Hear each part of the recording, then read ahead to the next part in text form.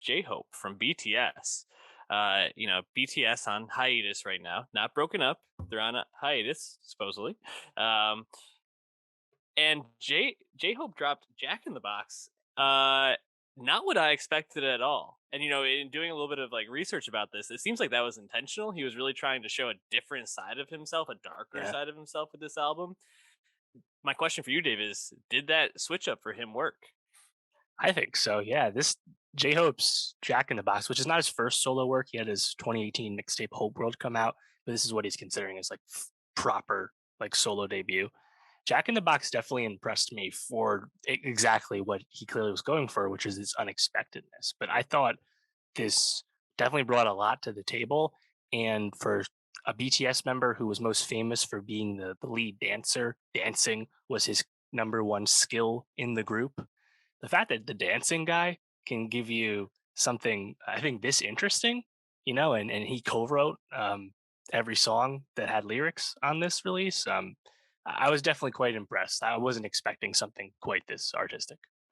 Yeah, I agree. Even though this was not what I was expecting at all from him or really any member of BTS, I thought that this was really interesting and pretty well done. It really blends a lot of different sounds.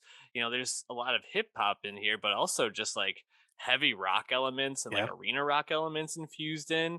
And it has this just like dark, almost like grimy feel to it at points. And you're just like, it's pretty cool to like hear him going back and forth between English and Korean on this, and it just even the singing and the rapping all kind of makes sense on it. I was really impressed with this level of artistry. Yeah. No, I mean, when I listened to it the second time, I was like, "Yo, this is kind of tough. This is kind of Yeah, mean," and I just wasn't expecting that kind of vibe. But honestly, like, I think right off the bat with the big single that has the video already, more like you yeah, said. I mean, you have this like really dark but still energetic rapping off the start, the clear aggression in that delivery, and then like you said, when the chorus kicks in, these guitars just out of nowhere and it's like, oh wow, this is like really like bombastic, but yeah. still kind of has like it's like an evil side to J Hope. I thought it was really cool. Um, and there's other songs throughout the track list as well that I thought were pretty cool. So yeah, overall, I was quite impressed.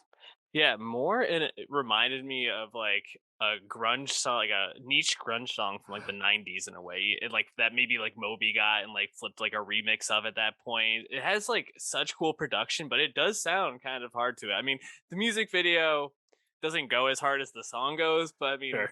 we can only ask so much of him at this point. I actually think the song before it, Pandora's Box, is like Hmm.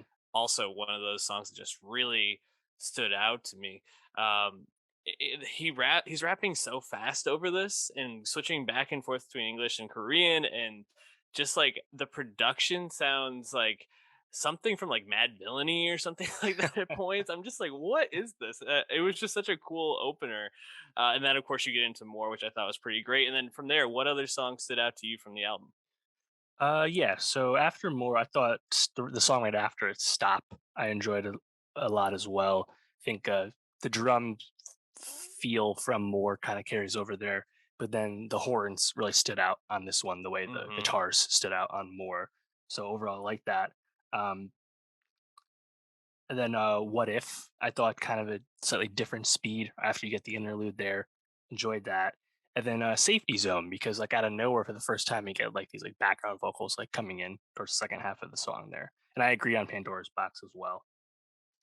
Yeah, I think what if sampling "Shimmy Shimmy Ya" by Yeah, Larry Bastard. I mean, what a call just in yeah. general. That takes balls, honestly, man, to pull that off. Yeah, for real.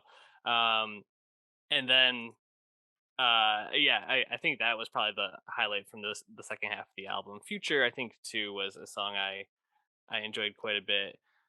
I think it's just like when he is able to like bring in that hip hop vibe with some and like kind of infuse those rock elements, and then like his voice just kind of really went perfectly with the production that he went with. It just really uh gave me a side of him that I didn't expect to see. And now he's going to be at Coachella, I think, in a few weeks, right? Lollapalooza. Lollapalooza, yeah, sorry, Coachella Yeah. already happened. Lollapalooza in a few weeks, right? Yeah, as a headliner, which was announced. in advance of the hiatus announcement, a bit of foreshadowing there. But yeah, I think his dancing ability is well established. He has this in Hope World, and of course, he can do a medley of BTS hits as well. I think that'll actually be a set to tune into too, because that's kind of like a big moment in the BTS hiatus timeline we're in right now, you know? So hearing Jack in the Box, I have no reason to doubt that that set won't deliver as well. Yeah, I'm excited to see how it goes. I'm sure it'll be all over social media and getting a lot of attention.